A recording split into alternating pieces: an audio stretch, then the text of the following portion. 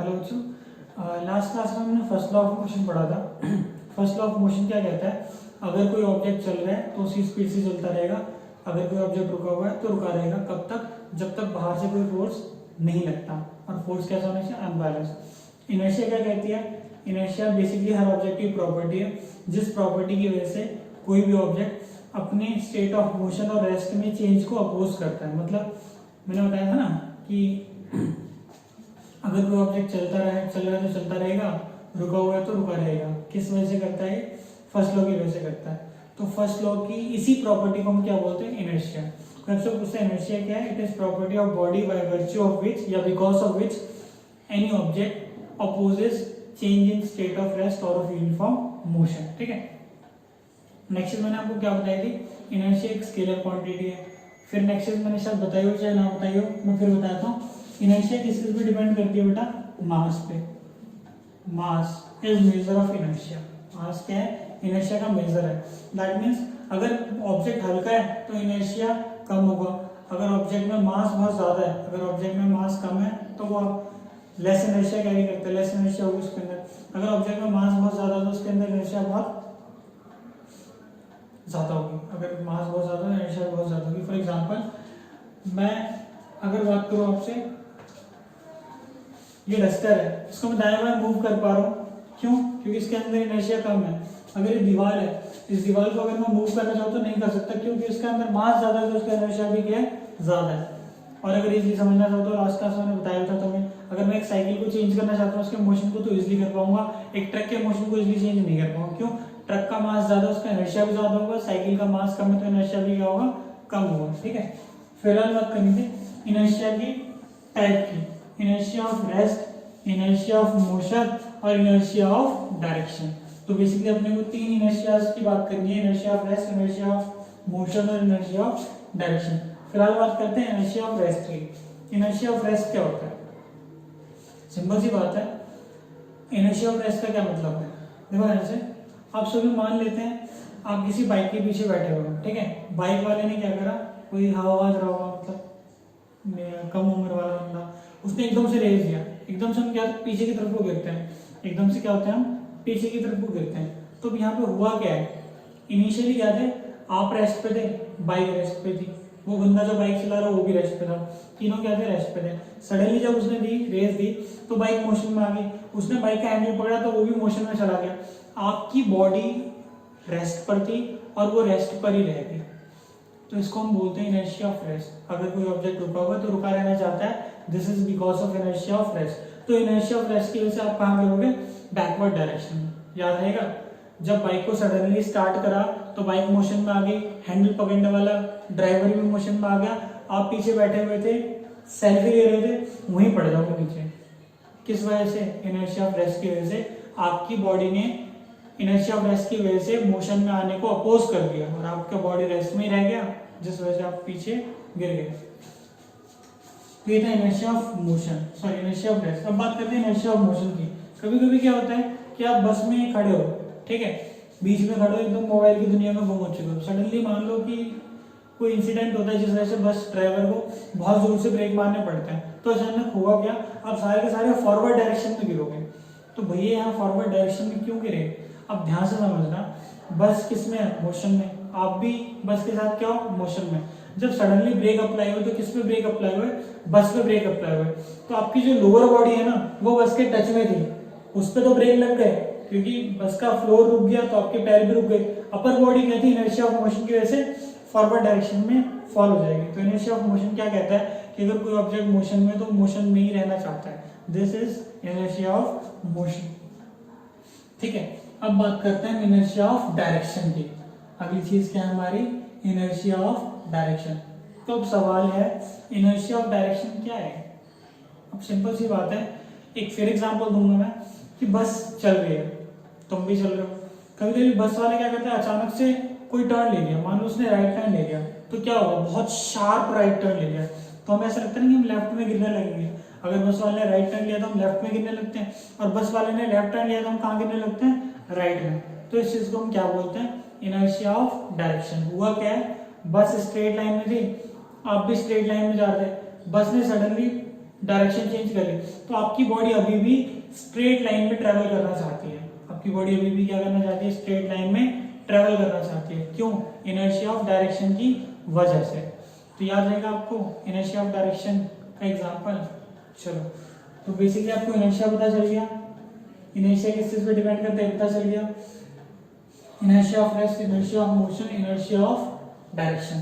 तो ये सारी चीजें आपको पता चल गई। ठीक है, अब एक एक करके हम एग्जांपल्स डिस्कस करने वाले हैं इनर्शिया के ऊपर। ध्यान से देखना कौन कौन से एग्जांपल डिस्कस करेंगे, आपको चीजें क्लियर हो जाएंगी कुछ अच्छे से। एग्जाम में बहुत पूछा भी हुआ है।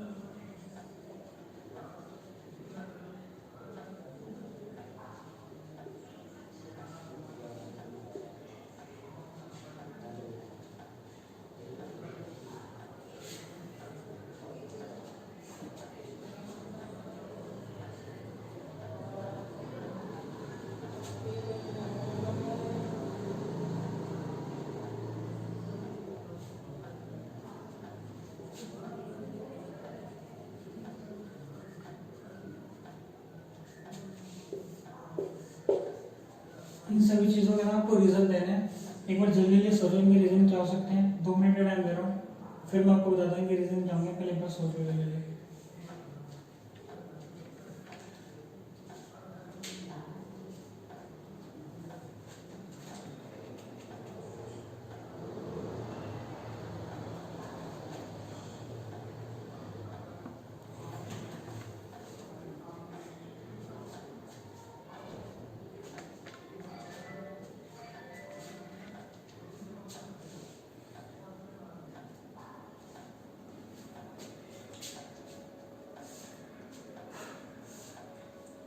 उम्मीद है आप लोगों ने ट्राई किया होगा। पहली क्वेश्चन की बात करते हैं। जब ब्रेक लगते हैं तो हम फॉरवर्ड डायरेक्शन में फॉलो ऑफ क्यों होते हैं? मैंने बताया था, देखो इनिशियली हम और बस या हम और गाड़ी क्या है मोशन में, दोनों क्या है मोशन में। जब ब्रेक अप्लाई होते हैं तो बस के ऊपर ब्रेक अप्लाई होते हैं तो बस क्या होती है, रेस्ट पर आती है। जो हमारी लोअर बॉडी बस के फ्लोर के साथ कांटेक्ट में वो रेस्ट पर आ जाती है, पर upper body due to inertia of motion forward direction में फॉलो हो जाती है। तो ये रीजन था हमारे किसका, पहले वाले का। ठीक है, दूसरा है dust comes out of the bed on striking hardly. अगर आप बिस्तर पे जोर से मारते हो ना तो धूल के कण बाहर निकल के आते हैं। ऐसा क्यों होता है? ध्यान से देखना, बेड रेस्ट पे, धूल के कण भी क्या रेस्ट पर है। आपने जब सडनली स्ट्राइक करा बेड के ऊपर, कराटे चॉप मारा, तो हुआ क्या, जो बेड के अंदर जो धूल के कण थे ना वो बेड को लीव कर देंगे। अल्टीमेटली वो क्या, बेड मोशन में आ गया, धूल के पार्टिकल मोशन में नहीं आ पाए, तो सडनली वो क्या हो जाएंगे, बेड से अलग हो जाएंगे। किस वजह से? Due to inertia of rest. ठीक है, पहले का इनर्शिया ऑफ मोशन था, दूसरा इनर्शिया ऑफ रेस्ट। तीसरा है कैरम। यार कैरम की गेम में आप लोगों ने देखा कुछ लोग प्रो होते हैं। होता है कि एक्चुअली जब आप कैरम खेल रहे हो ना तो कुछ लोग प्रो होते हैं। प्रो क्या करते हैं, सडनली गोली खटाखट टावर के नीचे से निकालते चले जाते हैं और वो टावर एज इट इज वहीं रह जाता है। समझ रहे हो मैं क्या कह रहा हूँ? कैरम खेलते समय कुछ लोग क्या करते हैं, खटाखट मारते हैं तो पूरा जो टावर है ना वो एज इट इज रह जाता है, नीचे से गोटियां क्या हो जाती है, सारी की सारी निकलने लग जाती हैं। यानी कि नीचे वाली एक गोटी निकल गई, बाकी सारी की सारी वही रहती है। ऐसा क्यों होता है ये पूछा था मैंने। ध्यान से सुनना, जो पूरा टावर होता है ना कैरम की गोटियों में, जो पूरा टावर होता है वो रेस्ट पे होता है। ठीक है, जब आपने स्ट्राइक किया तो आपने क्या करा, स्ट्राइक किया बॉटम वाली गोटी पे। ठीक है, तो बॉटम वाली गोटी के इनर्शिया ऑफ मोशन में आ गई, मतलब पहले रेस्ट पर थी, मोशन में आ गई। बाकी जो टावर है इनर्शिया ऑफ रेस्ट की वजह से रेस्ट पे ही रह गए, तो सडनली नीचे वाली गोटी फिसल के निकल जाएगी और टावर वहीं पे रह जाएगा। तो this is again inertia of rest की वजह से। आगे ये luggages are tied over the bus, bus के ऊपर जब सामान रहता है तो सामान को क्या करते हैं, बांध देते हैं। कितना भी भारी सामान क्यों ना उसको हम बांध देते हैं। क्यों बांधते हैं, ध्यान से सुनना। पूरे रास्ते में बस कभी चलती है कभी रुकती है, कभी चलती है कभी रुकती है। तो होगा कि एक्चुअली अगर बस चल रही है सडनली रुक जाए, बस चल रही थी सडनली रुक जाए, तो रुकने की वजह से क्या होगा, इनर्शिया ऑफ मोशन की वजह से बस तो रेस्ट पे आ गई ब्रेक की वजह से, पर जो सामान है वो इनर्शिया ऑफ मोशन में रह गया। इस वजह से क्या होगा, सामने की तरफ वो गिर जाएगा। एट द सेम टाइम बस अगर रुकी हुई सडनली बस वाले ने जल्दी से बस को चलाया तो हुआ क्या, इनर्शिया ऑफ रेस्ट की वजह से। देखो बस रेस्ट पे थी, सामान भी रेस्ट पे था, बस मोशन में आई, पर इनर्शिया ऑफ रेस्ट की वजह से जो सामान है वो रेस्ट पे रह जाएगा। तो क्या करेगा, फॉरवर्ड बैकवर्ड डायरेक्शन में फॉल ऑफ हो जाएगा। यही चीज होती है ट्रेन में, जब ब्रेक लगती है तो आगे आते हैं, चलती है तो पीछे आते हैं। तो जो ये रेस्ट वाला इसमें कौन सा, इनर्शिया ऑफ रेस्ट। ठीक है, ब्रेक मारने पे गिरा इनर्शिया ऑफ मोशन की वजह से, चलाने पे गिरा इनर्शिया ऑफ रेस्ट की वजह से। कोई दोबारा समझ लो, जब बस चल रही थी तो बस मोशन में, साथ ही साथ लगेज सामान भी मोशन में, ब्रेक लगे बस पे, सामान मोशन में रहेगा तो आगे गिर जाएगा। अब बस रुकी हुई है और सामान भी रुका हुआ है, बस चली मोशन में आ गई, सामान मोशन में नहीं आ पाया, तो इनर्शिया ऑफ रेस्ट की वजह से सामान कहाँ गिर जाएगा, पीछे की डायरेक्शन जाके गिर जाएगा। तो ये हो गया सवाल 4 कंप्लीट। अब बात करते हैं 5वें सवाल की। 5वां सवाल कहता है लीव्स फॉल ऑफ ट्री। तूफान जब आता है पेड़ को जोर जोर से हिलाओ तो उसके अंदर से पत्तियां गिरने लगती, क्यों? ध्यान से सुनना। पेड़ मोशन में है, सॉरी पेड़ रेस्ट पे, पत्तियां भी रेस्ट पे, आपने सडनली जर्क किया, पेड़ को क्या किया, जर्क करा। जर्क करने की वजह से क्या हुआ, पेड़ तो मोशन में आ गया, लेकिन जो पत्तियां थी इनर्शिया ऑफ रेस्ट की वजह से वो रेस्ट पर ही रह गई। इनर्शिया ऑफ रेस्ट की वजह से रेस्ट पर ही रह गई। तो सडनली हुआ क्या, जो पेड़ की शाखाएं टहनियां थी वो मोशन में आगे मूवमेंट करने लगी, पत्ती वहीं रह गई, तो वहीं रहने के बाद गिर के नीचे आके गिर जाएगी। तो पत्तियां क्यों गिरी हैं, due to inertia of rest की वजह से। ठीक है, तो ये सारी चीजें थी जो आपको पता करनी थी, जो मैंने आपको अभी बताई। तो इसके बाद तुम्हारा फर्स्ट लॉ कंप्लीट हो जाता है। फर्स्ट लॉ में कोई न्यूमेरिकल नहीं है, बेसिकली फर्स्ट लॉ हमें आइडिया देता है कि किसी चीज के मोशन को चेंज करने के लिए क्या चाहिए, फोर्स चाहिए। फर्स्ट लॉ ने हमें आइडिया दे दिया कि किसी भी चीज के मोशन को चेंज करने के लिए क्या चाहिए, हमें फोर्स चाहिए। अब हम सेकंड लॉ की बात करेंगे। सेकंड लॉ क्या कहता है कि कितना फोर्स चाहिए। फर्स्ट लॉ कहता है फोर्स चाहिए, सेकंड लॉ कहता है कितना फोर्स चाहिए। ठीक है, नेक्स्ट इज ये कि हम न्यूटन के सेकंड लॉ को, जो हमने फर्स्ट लॉ पढ़ा है, जो बोले न्यूटन का फर्स्ट लॉ बोलते हैं, लॉ ऑफ इनर्शिया या न्यूटन का फर्स्ट लॉ बोलते हैं। अब जो हम पढ़ेंगे न्यूटन का सेकंड लॉ बोलेंगे इसको। और सेकंड लॉ को कभी कभी रियल लॉ ऑफ मोशन भी कहते हैं। क्यों कहते हैं रियल लॉ ऑफ मोशन, वो हम अगली क्लास में डिस्कस करेंगे।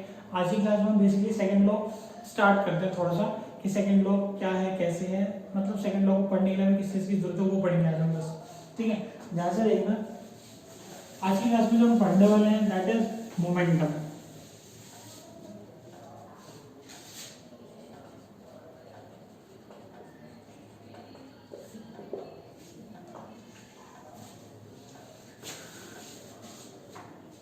मोमेंटम का मतलब होता है किसी भी चीज का मोशन करना है, किसी भी चीज में जो मोशन वाला पार्ट है that is called momentum. Example, एक रुकी हुई बॉल कुछ नहीं करेगी, चलती हुई बॉल बहुत कुछ कर सकती है, तो मोशन की वजह से उसके अंदर कुछ डेवलप हो जाता है, that is called momentum. Momentum का सीधा सा मतलब होता है motion content of body.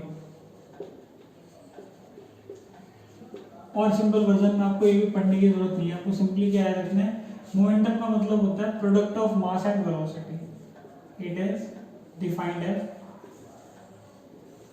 Product of mass and velocity. तो मोमेंटम क्या हो जाएगा, मास इनटू वेलोसिटी। अब पी इसको डिनोट करते हैं, पी से इसको करते हैं, एम इसको करते हैं बी से। एक बहुत बड़ा सवाल था, सर मोमेंटम को एम से डिनोट क्यों नहीं किया? तो भैया अगर एम से मोमेंटम को डिनोट कर देता तो उसको भी एम से डिनोट करता। हालांकि जिस बंदे ने भी दिया उसको पी पसंद आया, उसने पी दे दिया, तो आप लोगों को भी पी ही लिखना है। ठीक है, नेक्स्ट इज वही कैसी क्वांटिटी है, वेक्टर। मोमेंटम कैसी क्वांटिटी, वेक्टर। और इसकी डायरेक्शन किसकी डायरेक्शन थी, जो वेलोसिटी की डायरेक्शन, मतलब जिस तरफ वेलोसिटी जा रहा है उसी तरफ तुम्हारा मोमेंटम भी जाता है। ठीक है, तो इतना से याद रखना है। कभी भी पूछ लेता है कि इसकी ऐसा यूनिट बताओ, तो ऐसा यूनिट दे रखी है इसकी मास की होती है किलोग्राम, तो वेलोसिटी होती है मीटर पर सेकेंड, तो ऐसा यूनिट क्या हो जाएगी किलोग्राम मीटर पर सेकेंड। तो कभी भाई आपसे पूछता मोमेंटम क्या है, तो आपको क्या बोलना है, product of mass and velocity is called momentum. वैसे एक्चुअली में मोमेंटम क्या होता है, मोमेंटम का सिंपल सा मतलब है motion content of body. Next is ये मोमेंटम कैसी क्वांटिटी है, वेक्टर क्वांटिटी है। फिर मोमेंटम की डायरेक्शन क्या होती है, तो जो डायरेक्शन वेलोसिटी की है वही डायरेक्शन मोमेंटम की भी होती है। और उसके बाद मैंने आपको क्या होता है मोमेंटम की ऐसे यूनिट क्या होती है किलोग्राम मीटर पर सेकेंड। इसको हम ऐसे भी लिख सकते हैं किलोग्राम मीटर पर सेकेंड। ऐसे एक चीज और याद रखना, फिजिक्स में यूनिट लिखना कंपल्सरी है, हर चीज की यूनिट लिखनी है, जो भी चीज दे सबकी यूनिट लिखनी है। हाँ अगर यूनिट नहीं है तो लिख देना यूनिट लेस, या वहां छोड़ सकते हो। तो ये सारी बातें थी, बस एक बार इसको जल्दी नोट डाउन कर लो कॉपी में, फिर हम इसके ऊपर थोड़े से क्वेश्चंस करने वाले हैं।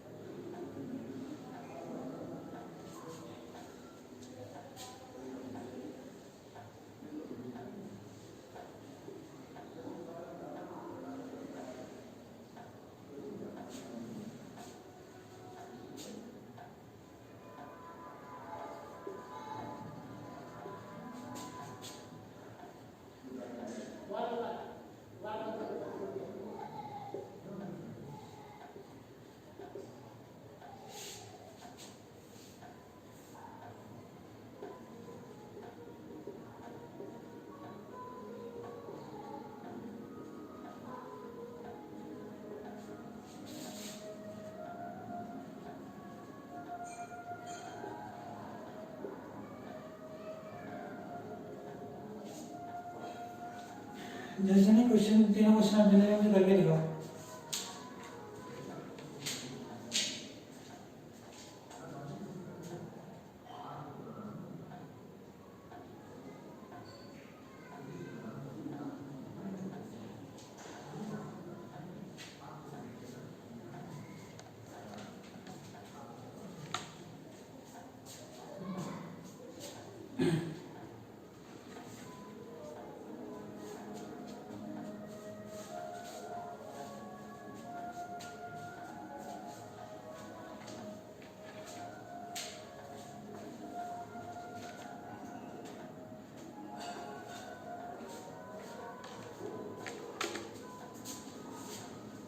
देखो मैं पहले क्वेश्चन की बात करता हूँ।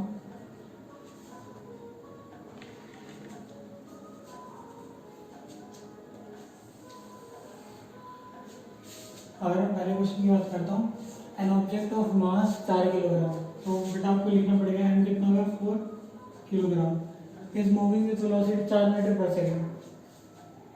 वेलोसिटी कितना है 4 metre per second.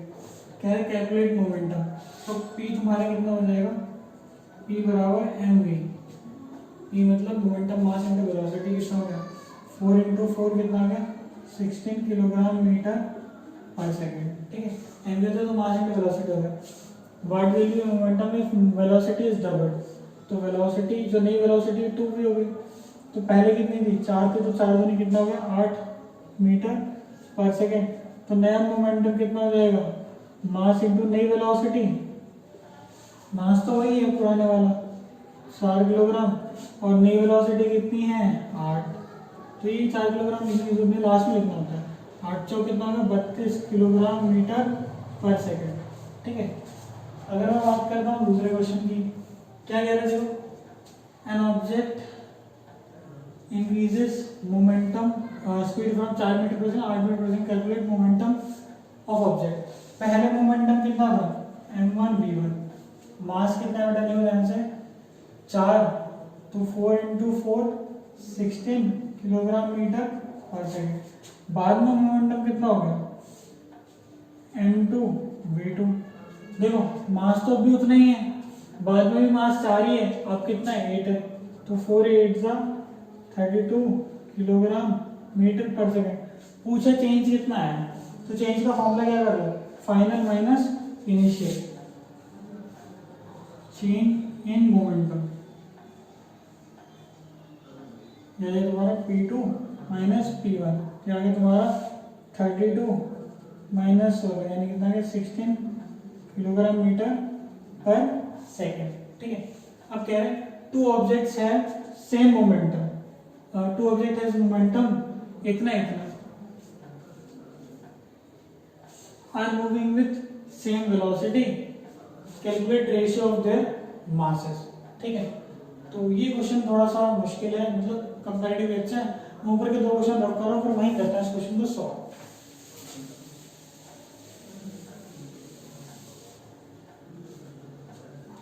Two objects have momentum 2p and 4p। ठीक है, मोमेंटम 2p और 4p है, तो पहले वाले का मोमेंटम है 2p, दूसरे वाले का मोमेंटम क्या है 4p। ठीक है,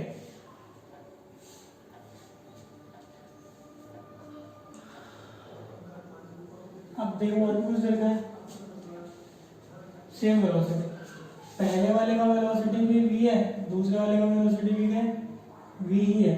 ठीक है, पहले वाले का मास m1 है, दूसरे का मास क्या m2 है। क्या पूछा था p1 bye p2, p1 bye p2 यानी 2p अपॉन में 4p। अब क्या था दोनों की मोमेंटम का फॉर्मूला मास इनटू वेलोसिटी, तो m1 इनटू वेलोसिटी 1 v है, m2 इनटू वेलोसिटी 2 क्या है v है। दोनों की वेलोसिटी इधर की सेम इधर की m1 अपॉन m2, कुछ कट रहा है, v से v कट गया, p से p कट गया, 1 अपॉन 2, तो 1 by 2 is equals to m1 by m2। यहाँ से क्या आ जाएगा m1, ये इधर भेज दो कितना हो गया m1 is equals to 2m1, sorry m2 इसको इधर भेज दिया, उसको उधर भेज दिया, m2 is equals to 2m1। ठीक है, तो ये था क्वेश्चन तुम्हारा। आज की क्लास का होमवर्क है, तुम्हें इस चैप्टर के यहाँ तक के नोट्स कंप्लीट करने हैं, साथ में पढ़ने हैं। अगर कोई क्वेरी आती है तो आप मेरे से पूछ सकते हो, और मोमेंटम से रिलेटेड अगर कोई न्यूमेरिकल आ रहा हो तो मतलब बुक में देख पाए चाहिए बुक में, तो वो भी आपको करना है। बाकी अगली क्लास में तो मैं आगे करूँगा, तो मिलता है अगली क्लास में। तब तक के लिए आपको होमवर्क में आपको बता चुका हूँ, और पढ़ाई पे कॉन्स करके ध्यान दो, वरना पीछे चल रहे हैं।